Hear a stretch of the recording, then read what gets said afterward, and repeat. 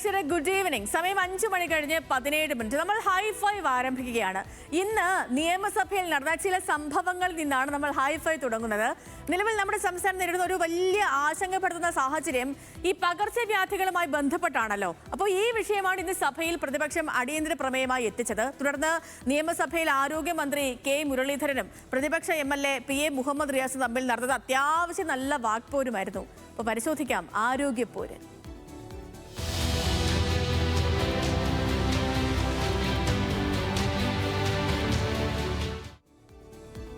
ആരോഗ്യവകുപ്പിൽ കെടുകാര്യസ്ഥതയാണെന്ന് റിയാസ് ആരോപിച്ചു. 10 വർഷത്തെ റീൽസും 5 വർഷത്തെ വീണമീട്ടലും മാത്രമാണ് ആരോഗ്യവകുപ്പ് നേരിട്ടിടുന്ന പ്രശ്നമെന്നായിരുന്നു ഇതിന് കെ മുരളീധരന്റെ മറുപടി. പകർച്ചവ്യാധി വരുന്നത് ഏതെങ്കിലും ഒരു മുന്നണി ഭരിക്കുന്നത് കൊണ്ടാണെന്ന് ഇപ്പോഴത്തെ ആരോഗ്യമന്ത്രിയുടെ കാഴ്ചപ്പാടല്ല തങ്ങൾക്കെന്നും മുഹമ്മദ് റിയാസ് പറയുകയുണ്ടായി. രണ്ടുപേരും സഭയിൽ നടത്തിയ വാക്പോര് നമുക്കൊന്ന് കാണാം.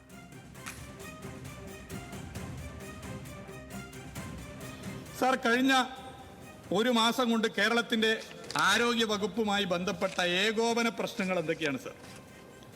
നിപ്പ പരിശോധന ഫലം കോഴിക്കോട് വന്ന ഘട്ടത്തിൽ ആരോഗ്യവകുപ്പ് മന്ത്രി പറഞ്ഞു നിപ്പ പരിശോധന ഫലം കിട്ടിയിട്ടില്ല. ഉടനെ തന്നെ പരിശോധന ഫലം കിട്ടിയെന്ന് കോഴിക്കോട് ജില്ലാ കലക്ടർ പറഞ്ഞു. രോഗബാധിതന്റെ നില തൃപ്തികരമെന്ന് ആരോഗ്യമന്ത്രി പറഞ്ഞു സാർ. രോഗബാധിതൻ അത്യാസന്ന നിലയിലെന്ന് ജില്ലാ കലക്ടർ ഉടനെ പറയുകയാണ് സാർ. പാലക്കാട് കോളറ സ്ഥിരീകരിച്ചതായി ആരോഗ്യമന്ത്രി പറയുന്നു സാർ.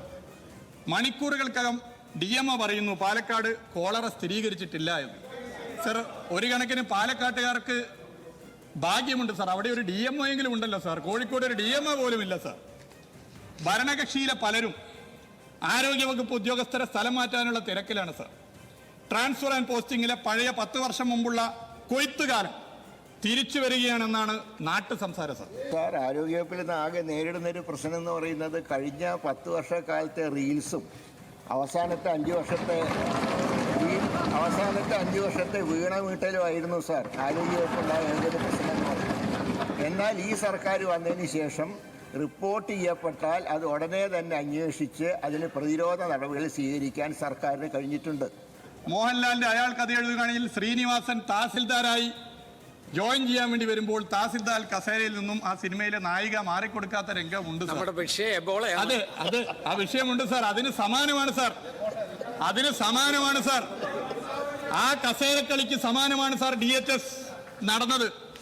ചില ഉദ്യോഗസ്ഥന്മാർ ഭരണം മാറിയതറിയാതെ കഴിഞ്ഞ സർക്കാരിനോട് കൂറ് കാണിക്കുന്ന ചില പ്രവർത്തനങ്ങൾ നടത്തിയപ്പോൾ അവരിന്ന് കസാല മാറ്റിയിരുത്തിയിട്ടേ ഉള്ളൂ സാർ. മറ്റൊരു കുഴപ്പമില്ലായിരുന്നു.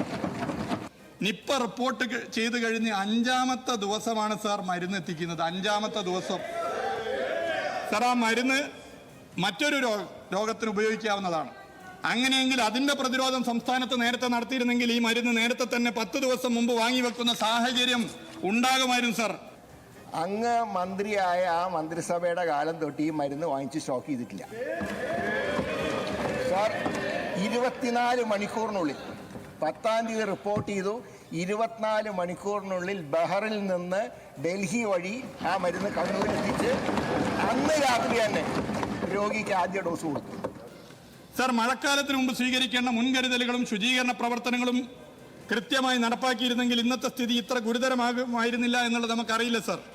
വെന്റിലേറ്ററിൽ കിടക്കുന്ന രോഗി കാരണം ഇവിടെ എല്ലാം നിപ വ്യാപിച്ചു എന്നുള്ള ദുഷ്പ്രചരണം ഇവിടെ നടത്തുന്നു സാർ. DMOമാരെ വയ്ക്കും. കാരണം ഇതൊക്കെ മുമ്പ് ചെയ്യണ്ടേ സാർ? അതിനകത്തുള്ള കാലത്ത് ഇതുവല്ലോ നോക്കിയോ? ഇതൊന്നും നോക്കാതെ എല്ലാം തുറന്നു വിട്ട് ഞങ്ങൾ വന്നപ്പോൾ അതിനെ കുടത്തുനിന്ന് പോയ ഭൂതത്തിനെ തിരിച്ചു കയറ്റാൻ ശ്രമിച്ചുകൊണ്ടിരിക്കുകയാണ്. അപ്പോഴാണ് ഇവിടെ എല്ലാം നശിച്ചു എന്നുള്ള പറയുന്നത്. അതല്ല സാർ. 10 വർഷമായിട്ട് തകർന്നു നടന്ന സിസ്റ്റത്തിനെയാണ് ഞങ്ങൾ നേരായ മാർഗത്തിലേക്ക് കൊണ്ടുവരാൻ ശ്രമിക്കുന്നത്. ശക്തനായിട്ടൊരു മുഖ്യമന്ത്രി ഇവിടെയുണ്ട്. അദ്ദേഹത്തിനെ സഹായിക്കാൻ അത്ര ശക്തമൊന്നും അല്ലെങ്കിലും ആരോഗ്യമന്ത്രിയെ പോലത്തെ മന്ത്രിമാർ ഈ സംസ്ഥാനത്തുണ്ട് എന്ന് മാത്രം സൂചിപ്പിച്ചുകൊണ്ട് സാർ, ഇത് അടിയന്തരമായി ചർച്ച ചെയ്യേണ്ട ഒരു വിഷയം ഇപ്പോൾ നിലവിലില്ല. ഓക്കെ, അപ്പോൾ നമ്മൾ ഈ തുടക്കത്തിൽ പറഞ്ഞ അത്യാവശ്യം നല്ല വാക്പോരാണ് ഇന്ന് ഈ വിഷയവുമായി ബന്ധപ്പെട്ട് സഭയിൽ നടന്നത്. ഇത് മാത്രമല്ല കേട്ടോ, ഇന്ന് ഈ സഭയിൽ നടന്ന മറ്റൊരു സംഭവം കൂടി നമ്മൾ നോക്കുകയാണ്. Speaker please note.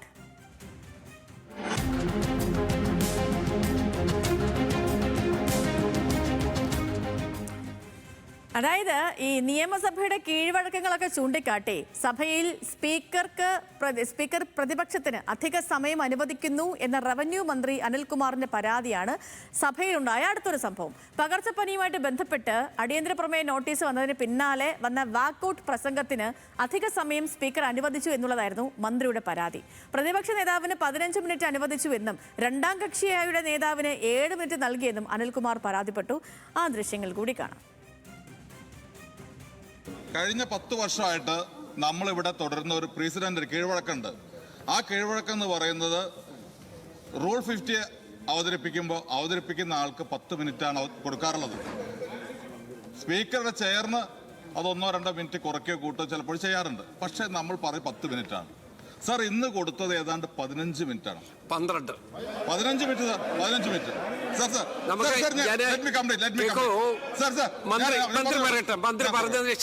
സാർ മറ്റൊരു കാര്യം, സാർ വോക്കൌട്ട് പ്രസംഗം രണ്ടാമത്തെ കക്ഷി ഇവിടെ പ്രസംഗിച്ച ഏതാണ്ട് 7 മിനിറ്റ് മെൻഷനാണ്. ജസ്റ്റ് ലൈൻ പറഞ്ഞു പോകാൻ പാടുള്ളൂ. പക്ഷെ 7 മിനിറ്റാണ് എടുത്ത്. സാർ ഇത്തരം കീഴ്വഴക്കങ്ങൾ ഉണ്ടാക്കരുതാണ് അങ്ങോട്ട് എനിക്ക് സാർ അഭ്യർത്ഥിക്കാനും. ബഹുമാനപ്പെട്ട പാർലമെന്ററി അഫയേഴ്സ് മിനിസ്റ്റർ പറഞ്ഞ കാര്യം ഞാൻ നോക്കാം. പക്ഷേ എനിക്ക് എൻ്റെ ഓർമ്മ ശരിയാണെങ്കിൽ ഞാനിതിൻ്റെ ഇവിടെ ഇരുന്ന് നോക്കി കണ്ടിട്ടുള്ള ഓർമ്മ വെച്ചാണ് ഞാൻ പറയുന്നത്. എന്തായാലും രേഖ പരിശോധിക്കാം. അങ്ങ് പറഞ്ഞ ഒരു അഭിപ്രായം അനുസരിച്ച് നമുക്കെല്ലാവരും കൂടി ആലോചിച്ച് ഒരു പൊതുധാരണയുണ്ടാക്കി ഇതിൻ്റെ ഒരു ടൈം ഷെഡ്യൂൾ ഉണ്ടാക്കുന്നതിൽ ചെയറിന് ഒരു വിരോധവും ഇല്ല എന്ന് അങ്ങേ ഓർമ്മിപ്പിക്കുകയും ചെയ്യാണ്.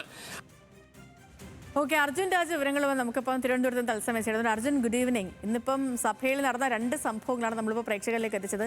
മുഴുവൻ ഇവന്റും നമ്മൾ പ്രേക്ഷകരിലേക്ക് എത്തിച്ചിരുന്നു രാവിലെയൊക്കെയും. പക്ഷേ അതിൽ ഈ പ്രധാനമെന്ന് തോന്നിയ 2 ഇവന്റാണ് എടുത്തിരിക്കുന്നത്. ഒന്ന് ആരോഗ്യ വകുപ്പുമായി ബന്ധപ്പെട്ട് വന്ന അടിയന്തര പ്രമേയം. അതിൽ അത്യാവശ്യം നല്ല വാക്പോര് നടന്നു.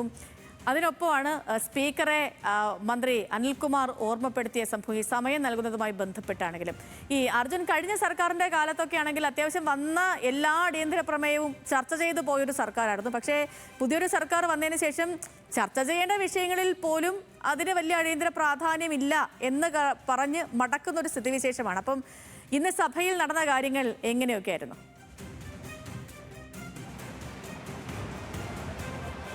സേതു ഈ പറഞ്ഞത് തന്നെയാണ്. കഴിഞ്ഞ സർക്കാരിന്റെ കാലത്ത് അടിയന്തര പ്രമേയ നോട്ടീസ് ചർച്ചയ്ക്ക് എടുക്കുന്നത് ഒരു പതിവ് രീതിയായിരുന്നു. ഏറ്റവും കൂടുതൽ നോട്ടീസ് പരിഗണിച്ച സഭ എന്നുള്ള റെക്കോർഡ് അടക്കം നേടിയതാണ്. പക്ഷേ പഴയ നിലയിലേക്ക് പോകുന്നുണ്ടോ എന്നുള്ള സൂചനയാണ് കഴിഞ്ഞ ഈ സർക്കാരിന്റെ കാലത്ത് 2 അടിയന്തര പ്രമേയ നോട്ടീസ് ശ്രദ്ധിച്ചു കഴിഞ്ഞാൽ മനസ്സിലാക്കാൻ കഴിയുക.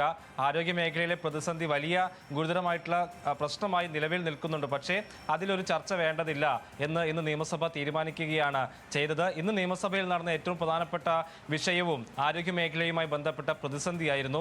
ഇക്കാര്യത്തിൽ വലിയ വീഴ്ച വകുപ്പിനും മന്ത്രിക്കും ഉണ്ട് എന്നുള്ളതായിരുന്നു പ്രതിപക്ഷ വിമർശനത്തിന്റെ കാതൽ. ഈ സർക്കാർ അധികാരമേറ്റ ശേഷമുള്ള മഴക്കാലപൂർവ്വ ശുചീകരണ പ്രവർത്തനങ്ങൾ പോലും വലിയ രീതിയിൽ പരാജയപ്പെട്ടു. മന്ത്രി എന്ന നിലയിൽ സമ്പൂർണ്ണമായിട്ടുള്ള പരാജയമാണ് കെ മുരളീധരൻ എന്ന് വരുത്തി തീർക്കാനാണ് പ്രതിപക്ഷം ശ്രമിച്ചത്. അതിന് ചില ഉദാഹരണങ്ങളും പ്രതിപക്ഷത്തിന്റെ ഭാഗത്തുനിന്ന് ഉണ്ടായി. നിപ്പ ബാധിക്കുന്ന ഘട്ടങ്ങളിലൊക്കെ കഴിഞ്ഞ കാലത്തെ ആരോഗ്യമന്ത്രിമാർ അടുത്ത നിമിഷം അവിടെ എത്തുന്ന ഒരു നിലയുണ്ടായിരുന്നു. പക്ഷേ ആരോഗ്യമന്ത്രിയായിട്ടുള്ള കെ മുരളീധരൻ വൈകിയാണ് അവിടെ എത്തിയതെന്നുൾപ്പെടെയുള്ള വിമർശനങ്ങളാണ് പ്രതിപക്ഷത്തിന്റെ ഭാഗത്തുനിന്ന് ഉണ്ടായത്. രണ്ടാമത്തേത് ഈ ഉദ്യോഗസ്ഥലത്തിലെ കസേരക്കളിയുമായി ബന്ധപ്പെട്ടുള്ളതായിരുന്നു. ഇതൊക്കെ സംസ്ഥാനത്ത് ആദ്യമായി നടക്കുകയാണ്. ഇതിനൊക്കെ പിന്നിൽ നിക്ഷിപ്തമായിട്ടുള്ള താല്പര്യമുണ്ട് എന്നുള്ള വിമർശനമാണ് പ്രതിപക്ഷത്തിന്റെ ഭാഗത്തുനിന്നുണ്ടായത്.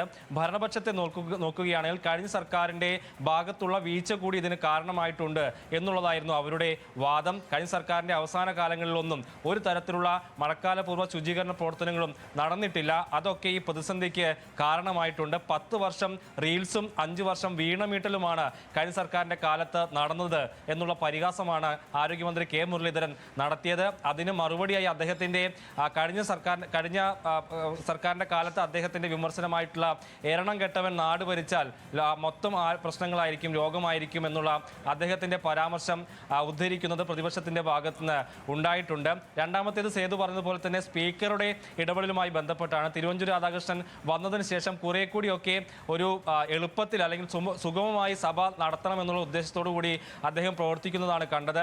ആരെങ്കിലും ഒരു ക്രമപ്രശ്നം ഉന്നയിച്ചു കഴിഞ്ഞാൽ അല്ലെങ്കിൽ വിമർശനം ഉന്നയിച്ചു കഴിഞ്ഞാൽ അവർക്കൊരു അവസരം കൊടുക്കുക എന്നുള്ള ഒരു രീതി സ്പീക്കർ തിരുവഞ്ചൂർ രാധാകൃഷ്ണന്റെ ഭാഗത്തുനിന്ന് ഉണ്ട്. അതാണ് ഇന്ന് പ്രതിപക്ഷത്തിന്റെ ഭാഗത്തുനിന്ന് സമയം കൂടുതലാണ് എന്ന് ഭരണപക്ഷത്തിന് വിമർശിക്കാനുള്ള കാരണമായിട്ട് ഉള്ളത്. ഇതിനൊരു 10 മിനിറ്റ് ഒരു പരിധി പ്രതിപക്ഷ നേതാവിന് നിശ്ചയിക്കുന്നുണ്ടെങ്കിലും അത് കഴിഞ്ഞ സർക്കാരിന്റെ കാലത്തും ആ രീതിയിൽ കൃത്യമായി നടപ്പിലായിട്ടില്ല എന്ന് നമുക്കറിയാം. അന്ന് പ്രതിപക്ഷ നേതാവായിരുന്ന വി ഡി സതീശൻ എത്ര സമയമാണോ എടുക്കുന്നത് അത്രയും സമയം അദ്ദേഹത്തിന് കൊടുക്കുന്ന ഒരു രീതി ഉണ്ട്. അതൊരു കീഴ്വഴക്കമായി തുടരുന്നതാണ്. പക്ഷേ ഇന്നത്തേതിൽ അതൊരു വിമർശനമായി ഭരണപക്ഷം മന്ത്രി അനിൽകുമാർ തന്നെ ഉന്നയിക്കുന്നതാണ് കണ്ടത്. അതിലൊരു പരിശോധന ഉണ്ടാകും.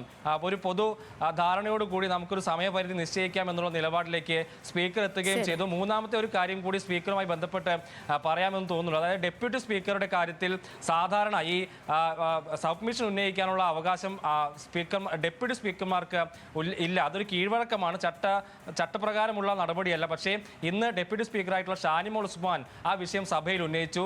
തനിക്ക് തന്നെ നാടുമായി ബന്ധപ്പെട്ട കാര്യങ്ങൾ സബ്മിഷനായി ഉന്നയിക്കേണ്ട സാഹചര്യങ്ങൾ ഉണ്ടാകും, പൊതുവായിട്ടുള്ള പ്രശ്നങ്ങളെക്കുറിച്ച് പറയേണ്ടതുണ്ട്. പക്ഷേ അതിന് അവസരമില്ലാത്തൊരു രീതി സഭയിലുണ്ട്, അത് മാറ്റണമെന്നുള്ള ആവശ്യം അവർ മുന്നോട്ട് വെച്ചു. അതൊരു നല്ല നിർദ്ദേശമാണെന്ന് മുഖ്യമന്ത്രി പറഞ്ഞു. അങ്ങനെയാണെങ്കിൽ അത് സഭയുടെ ഒരു പൊതു തീരുമാനം എന്ന നിലയ്ക്ക് പരിഗണിക്കാം എന്നുള്ള കാര്യമാണ് തിരുവഞ്ചൂർ രാധാകൃഷ്ണൻ പറഞ്ഞത്. അത് വരികയാണെങ്കിൽ സാധാരണ ഇല്ലാത്തതിൽ വ്യത്യസ്തമായി ഡെപ്യൂട്ടി സ്പീക്കർമാർ അവരുടെ നിലപാട് അല്ലെങ്കിൽ നാട്ടിലെ പ്രശ്നങ്ങൾ പൊതുവായിട്ടുള്ള അഭിപ്രായങ്ങളൊക്കെ പറയുന്ന രീതിയിലേക്ക് നിയമസഭ മാറുകയും ചെയ്യും. അങ്ങനെ ഒരു മാറ്റത്തിന് കൂടി സഭ സാക്ഷ്യം വഹിക്കും. സേതു. ഓക്കെ അർജുൻ, വ്യക്തമാണ്. അപ്പൊ ഇന്ന് സഭയിൽ നടന്ന കാര്യങ്ങൾ വിശദമായിട്ട് പറയുമായിരുന്നു നമ്മുടെ അർജുൻ തിരുവനന്തപുരത്ത് നിന്ന്.